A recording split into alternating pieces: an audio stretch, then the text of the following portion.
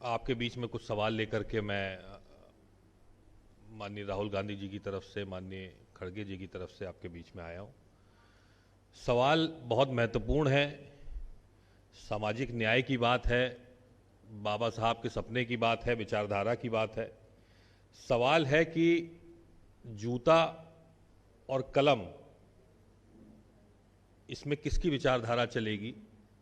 जूते की विचारधारा चलेगी या कलम की विचारधारा चलेगी? ये महत्वपूर्ण आज सवाल है।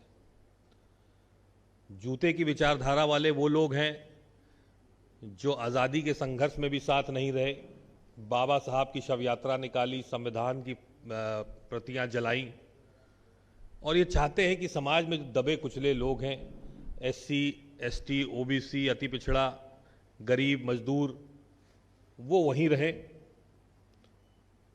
उनकी तरक्की ना हो। और दूसरी तरफ बाबा साहब की विचारधारा वाले लोग हैं। बाबा साहब की विचारधारा ये कहती है कि जो गरीब है, जो असहाय है, वंचित वर्ग है, उसके हाथ में कलम थमाना, कलम की ताकत से अपना और अपने परिवार का और देश का भला करें, उसकी तरक्की करें, देश को और मजबूत बनाएं। ये बाबा साहब की विचारधारा है। तो ये जो वैचारिक लड़ाई है, जूते और कलम की लड़ाई, ये सवाल है आज का। भारतीय जनता पार्टी और आरएसएस के लोग ये चाहते हैं कि जो दलित और वंचित वर्ग है, उनके हाथ से कलम छीन के और जूता पकड़ा दिया जाए दोबारा। अब आप देखें तो एक बहुत बड़ा मसला कुछ दिनों से आपके बीच में है, काफ़ी सारी चर्चाएं भी इसके बारे में हुई। जो हमारे चीफ जस्टिस गवाई साहब के ऊपर उन्हीं के कोर्ट रूम में जूता उछाला गया, फेंका गया। ये केवल एक सिंपल साधारण हिंसा का वाकया नहीं है, ये एक विचारधारा के ऊपर हमला है। भारत के दूसरे अनुसूचित जाति के चीफ जस्टिस और पहले बौद्धिस्ट चीफ जस्टिस के ऊपर इस तरह का हमला करना उन्हीं के कोर्ट रूम में एक बहुत मतलब निंदनीय कहिए कि कुछ भी कह लीजिए, मतलब इससे बुरी हरकत मुझे नहीं लगता आज़ाद भारत में कभी हुई। और ये केवल उनके ऊपर हमला नहीं है, बल्कि बाबा साहब की विचारधारा के ऊपर हमला है। ये सामाजिक न्याय का जो इनकलाब एक तरह से मान लीजिए चल रहा है, जो लड़ाई चल रही है, जो हम लोग लड़ाई लड़ रहे हैं, राहुल गांधी जी जो लड़ाई लड़ रहे हैं, ये उसके ऊपर हमला है। ये हमारे संविधान के ऊपर हमला है, उसकी विचारधारा के ऊपर हमला है। वो चाहते हैं कि जिस तरह से बाबा साहब ने हम लोग को सशक्त बनाया, मजबूत बनाया, पूरे समाज को मजबूत बनाया, और उसी मजबूती के बदौलत जस्टिस गवाई साहब वहां तक पहुंचे, ये उनके हाथ से कलम छीन के उनके हाथ में जूता थमाने का काम फिर से कर रहे। और बाद में भी अगर आप देखिए तो किस प्रकार से लोग जो है लगातार गालियां दे रहे हैं, बाबा साहब को गाली दे रहे हैं, जस्टिस गवाई को गालियां दी जा रही हैं। और जब वो जेल जाते हैं तो उनको छुड़ाते कौन है? उनको भारतीय जनता पार्टी के स्पोक्सपर्सन, प्रवक्ता जाके छुड़ा करके ले जाते हैं। आप सबने खुद ही वीडियो अपने चैनलों पर चलाया है उसका। तो ये साफ दर्शाता है कि एक तरफ जो विचारधारा है, जो दलित, पिछड़े, अति पिछड़े, जनजाति, गरीब, मजदूरों के लिए जो लड़ाई लड़ी जा रही है, सामाजिक न्याय की लड़ी जा रही है, बराबरी के अवसर की जो लड़ाई लड़ी जा रही है, बाबा साहब के विचारधारा की जो लड़ाई लड़ी जा रही है, उसको लड़ने के लिए केवल राहुल गांधी जी सामने है, उस विचारधारा के। और जो जूते के लिए लड़ाई लड़ रहे हैं, जो समाज को, दबे कुचले वर्ग को वहीं रखना चाहते हैं और दबाना चाहते हैं, वो लड़ाई भारतीय जनता पार्टी और आरएसएस लड़ रही है। तो ये सवाल जो है, अब कुछ ऐसे फैक्ट्स हैं जो बिहार के बारे में मैं बात करना चाहूंगा इसी में। क्या इतनी बड़ी घटना हो गई, आजाद भारत में पहली ऐसी घटना हुई, उसके बाद भी नीतीश कुमार, जितिन मांझी और आपके चिराग पासवान क्यों शांत हैं? क्यों समाज के लिए आवाज नहीं उठा रहे हैं? क्या उनको बर्दाश्त करना चाहिए? क्या समाज को बर्दाश्त करना चाहिए ये सब चीजें? लेकिन कोई भी आवाज उठी नहीं आज तक इसमें उनके मुंह से। कितने परिवार, दलित परिवार, पिछड़े परिवार आज मात्र 67 रुपए के नीचे प्रतिदिन प्रति व्यक्ति के से नीचे कमा रहे हैं। 9 करोड़ लोग ऐसे हैं बिहार में जो 67 रुपए से कम कमा रहे हैं। साथ ही साथ आपके ज्यादातर परिवार 60%, 70% तक के अलग अलग जातियों के, जो अनुसूचित जातियों में आते हैं, अति पिछड़े में आते हैं, 70-78% तक ऐसे समाज के लोग हैं जो आज गरीबी रेखा के नीचे हैं, 200 रुपए प्रतिदिन से कम कमा रहे हैं।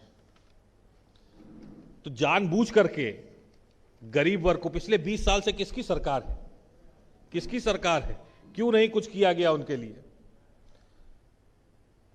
दलित समाज का व्यक्ति आज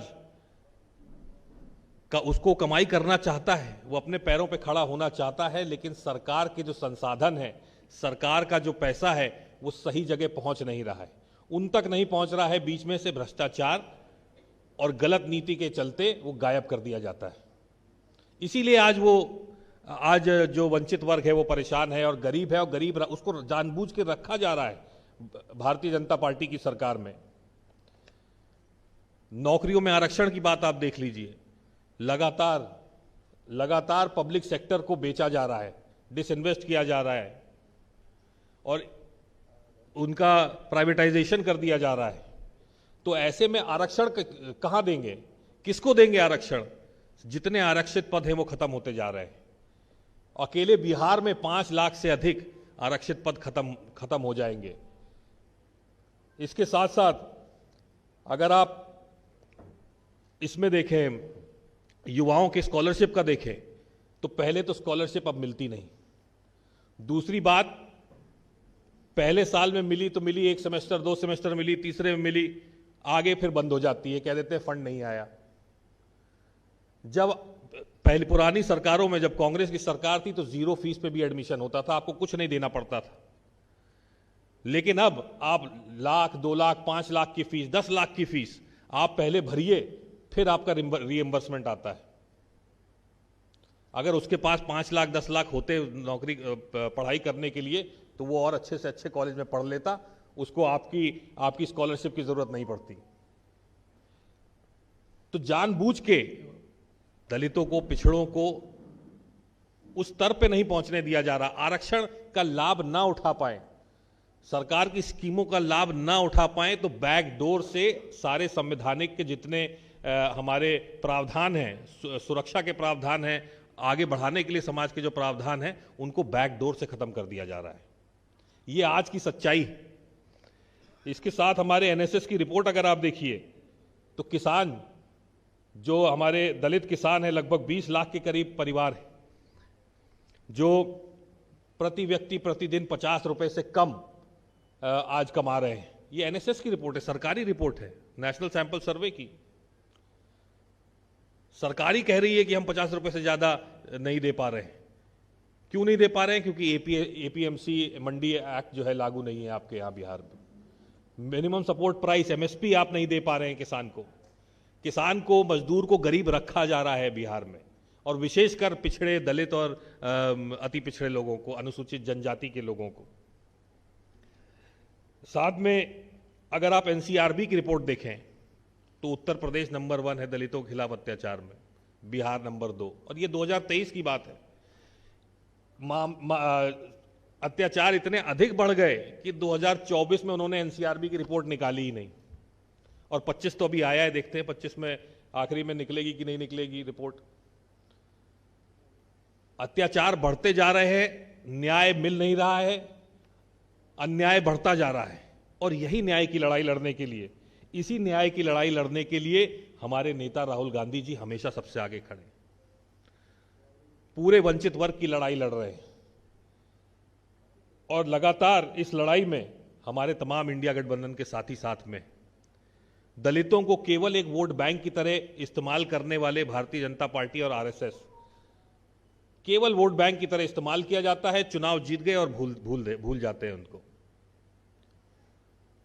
तो यही सारे आपके बीच में रखना था। जो कांग्रेस पार्टी है ये संविधान की लड़ाई लड़ रही है, ये सामाजिक न्याय की लड़ाई लड़ रही है, समाज में बराबरी लाने के लिए लड़ाई लड़ रही है, और ये जूते और कलम की लड़ाई जो है इसमें हम लोग हमेशा कलम के साथ खड़े रहेंगे, समाज को और सशक्त बनाने के लिए खड़े रहेंगे, समाज को और मजबूत बनाने के लिए खड़े रहेंगे, और विशेषकर जो वंचित वर्ग है, दलित वर्ग है, अनुसूचित जनजातियां हैं, पिछड़ा अति पिछड़े लोग हैं, मजदूर हैं, किसान हैं, युवा हैं, इनके साथ हमेशा कांग्रेस पार्टी खड़ी है और आगे भी खड़ी रहेगी। बहुत बहुत धन्यवाद।